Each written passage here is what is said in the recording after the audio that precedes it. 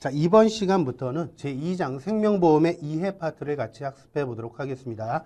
이쪽 내용은 예전에 여러분들이 이제 설계사 시험이나 대리점 시험 보셨을 때 그때 나와 있는 내용들이다라고 보시면 될 것 같아요. 그래서 시험 보신 지 조금 오래되신 분들 같으면 기억이 좀 가물가물하실 수 있겠지만 그래도 여러분들 실무와 관련되는 부분이고 또 예전에 한번 깊게 학습을 하셨던 내용들이니까 조금 학습하시는데 수월하지 않을까라는 생각이 듭니다.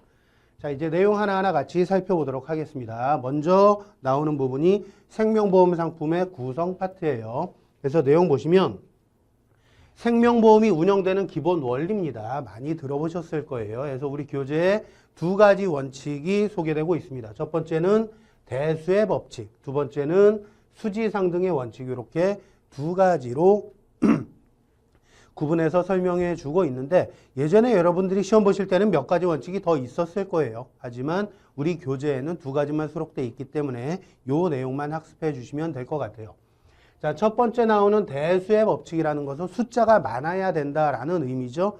그래서 해당 보험계약에서 보상해 주기로 약정한 어떤 보험 사고에 대한 확률을 구해야지만 해당 상품에 보험료를 부과할 수가 있게 되는데 그 보험사고에 대한 확률을 구하기 위해서는 어떤 모집단이 많아야 된다라는 거죠. 그래서 우리가 일반적으로 주사위 놀이를 이제 예로 많이 설명을 드리는데 주사위를 굴려서 눈 하나가 나올 확률 6분의 1이다라는 건 다 알고 계시죠. 하지만 이걸 실제로 굴려봤을 때 한 번 굴리면 6분의 1 확률을 구할 수가 없습니다. 100% 아니면 0%니까. 하지만 주사위를 한 번 굴리는 게 아니라 100번, 1000번, 10,000번 굴리는 횟수를 늘리면 늘릴수록 6분의 1이라는 정확한 확률로 수렴에 들어간다라는 원리예요. 그래서 대수의 법칙이라는 것은 생명보험의 가장 기본적인 원리가 되는 거고요. 보험 운영의 근간이 되는 이러한 법칙이다라고 보시면 돼요. 두 번째, 수지상등의 원리라는 것은 이 수지라는 용어를 보셔야겠죠. 수입과 지출입니다. 그래서 수입과 지출이 같아야 하는 원칙이다라고 보시면 될 것 같아요. 그래서 보험회사 입장에서 봤을 때 벌어들이는 수입이 과연 뭐냐? 고객이 납부한 어떤 보험료들의 합계다라고 보시면 될 것 같아요. 그러면 보험회사에서 지출되는 부분은 뭐냐? 고객들에게 지급할 보험금, 환급금, 각종 비용들이다라는 겁니다. 이 두 가지 금액이 일치하게끔 관리해 나아가라라는 게 수지상등의 원리다라고 보시면 될 것 같아요. 그래서 고객이 납부하는 보험료는요. 고객들에게 지급되는 전체 보험금 합계에다가 보험회사가 사용하는 보험회사 운영과 관련되는 비용이죠. 사업비를 합친 금액이다. 그리고 이 개념은 전체에 대한 개념이에요. 개별 고객 한 명에 대한 개념이 아니라 고객 전체가 납부한 보험료의 전체 합계와 이 전체 고객들 중에서 일부 고객은 보험사고가 발생이 돼서 보험금이 지급되겠죠. 이렇게 일부 사고가 발생한 고객에게 지급되는 보험금의 전체 합계 그리고 그 전체 계약을 관리하기 위해서 보험회사가 사용하는 뭐 신계약 비용이라든지 계약 유지관리 비용이라든지 이런 전체 비용의 합계가 사업비 합계가 되는 거죠.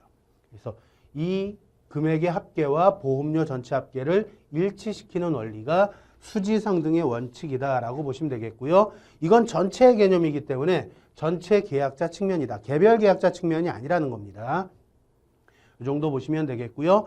이제 확률을 구할 때 이제 많이 사용되는 통계 자료가 이제 생명표라는 자료를 통해서 우리가 사망 확률을 이제 예측하게 되는데 생명표에 두 가지가 있죠. 국민생명표라는 게 있고 경험생명표라는 게 있습니다.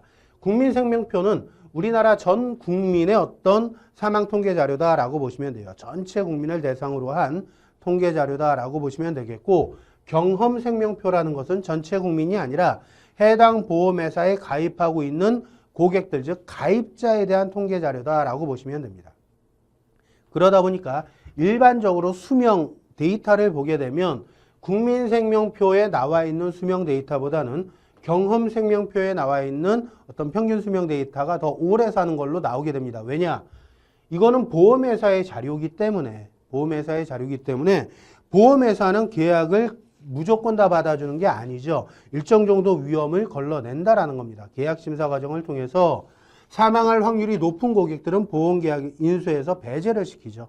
그러다 보니까 사망 위험이 적은 가입자들만을 대상으로 하기 때문에 경험생명표상의 어떤 평균 수명 데이터가 국민생명표보다는 조금 더 높게 나타난다.